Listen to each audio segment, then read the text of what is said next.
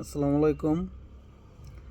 আজকে কিছু কথা বলবো যে পশ্চিমাদের নিয়ে, ন্যাটো এবং ইউরোপীয় ইউনিয়নদের নিয়ে, যে তারা কি ধরনের জঘন্য বুদ্ধি নিয়ে কাজ করে এবং একটি জাতিকে মেধাশূন্য এবং নেতৃত্ব শূন্য করার জন্য কিভাবে কাজ করতে হয়।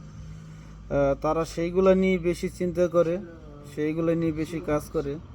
আমরা হয়তো অতীতে সবাই জানি যে সাদ্দাম হোসেনকে নিয়ে, কারণ একসময় এই ইরাক অনেকটা শক্তিশালী ছিল এবং যখন সাদ্দাম হোসেন আমেরিকার বিরুদ্ধে যে কথা বলে বা তাদের কথার সাথে সে যখন একমত না, তখনই তারা সাদ্দাম হোসেনকে বিভিন্ন ধরনের অপবাদ বা বিভিন্ন ধরনের অস্ত্র আছে এই কথা বলে ইরাককে ধ্বংস করে দেয়।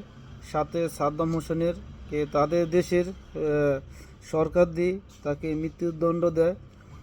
তার কিছুদিন পরেই আফগানিস্তান, আমরা অনেকেই ছোটোবেলায় হয়তো লাদেনের কথা শুনছি, সেই আফগানিস্তানকেও তারা ধ্বংস করে দেয়। হয়তো একটা জাতি তাদের নেতৃত্বহীন ছাড়া যে একটা জাতি দাঁড়াতে কতদিন সময় লাগে, হয়তো আমরা ইরাক বা আফগানিস্তানের দিকেই তাকাইলেই হয়তো দেখতে পাই।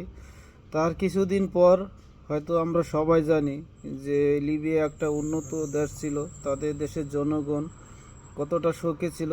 সেই গাদ্দাফিকেও তারা যখন আমেরিকার কথা মতো না চলে, তখনই তারা গাদ্দাফিকে তাদের দেশের জনগণ দিয়ে একটা অভ্যর্থন করে সেই গাদ্দাফিকে হত্যা করা হয়।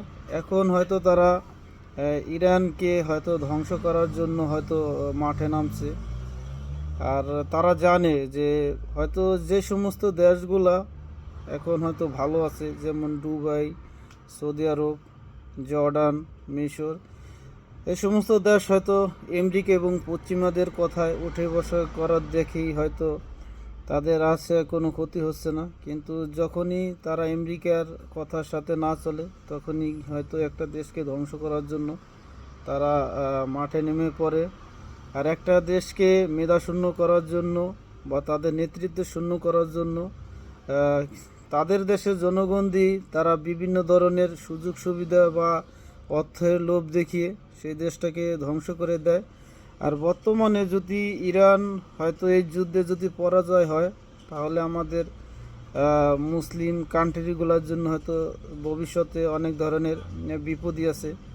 কারণ যে কোনো একটা মুসলিম দেশ হয়তো যখন তারা শক্তিশালী হয়ে ওঠে, তখনই পশ্চিমারা বা এই ন্যাটো, ইউরোপীয় ইউনিয়নরা তাদের সেই দেশকে ধ্বংস করার জন্য তারা উঠে পড়ে লাগে। এখন হয়তো লাগছে ইরানের পিছনে, জানি না এটার কি হয়, হয়তো আল্লাহ পাকই ভালো জানে। যদি এই যুদ্ধে যদি ইরান পরাজিত হয়, তাহলে আমাদের যেতগুলো মুসলিম কান্ট্রি আছে তাদের হয়তো এর খেসারত দিতে হবে। হয়তো এখন হয়তো আমরা ভাবতেছি যে না, আজকে হয়তো তাদের সাথে লাগছে, আমরা হয়তো আমাদের সাথে লাগতেছে না।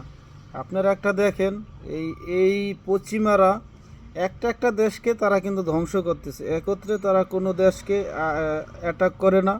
তারা যখন একটা একটা করে দেশকে ধরে আর এবং একটা একটা দেশকেই ধ্বংস করে এবং অন্য অন্য দেশগুলিকে বোঝায় যে না, তোমাদের সাথে কোনো ঝামেলা হইতেছে না, আমরা অন্যদের সাথে ঝামেলা করতেছি। আর এটাই হয়তো আমেরিকা, ইসরায়েলি এবং নেটোদের বুদ্ধি, কারণ তারা বোঝে যে কোন জায়গায় আঘাত করলে কাকে ধ্বংস করা যায় বা কাকে নিঃশেষ করে দেওয়া যায়। এটাই হয়তো পশ্চিমেরা খুব ভালো জানে। আজ এ পর্যন্তই, ভালো থাকবেন সবাই, আল্লাহ হাফেজ।